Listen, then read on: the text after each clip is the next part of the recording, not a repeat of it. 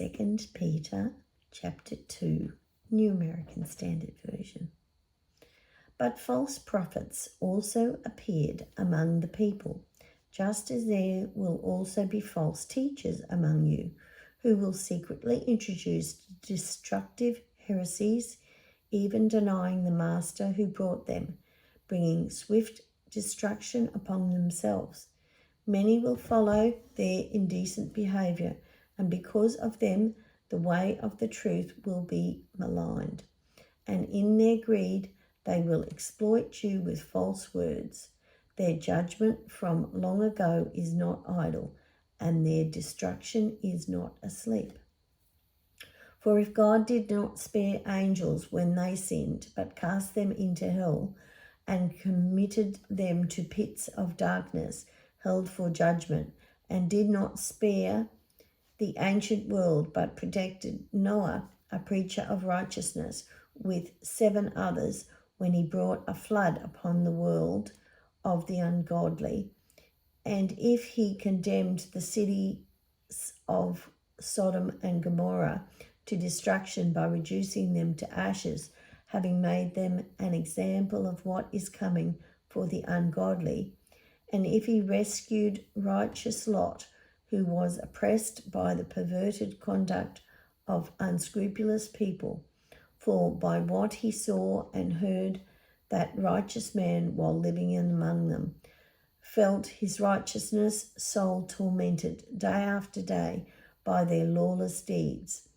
Then the Lord knows how to rescue the godly from a trial, and to keep the unrighteous under punishment for the day of judgment, and especially those who indulge the flesh in its corrupt passions and despise authority. Reckless, self-centered, they speak abusively of angelic majesties without trembling, whereas angels who are greater in might and power do not bring a demeaning judgment against them before the Lord. But these, like unreasoning animals, born as creatures of instinct, to be captured and killed, using abusive speech where they have no knowledge, will in the destruction of those creatures also be destroyed, suffering wrong as the wages of doing wrong. They count it a pleasure to revel in the daytime.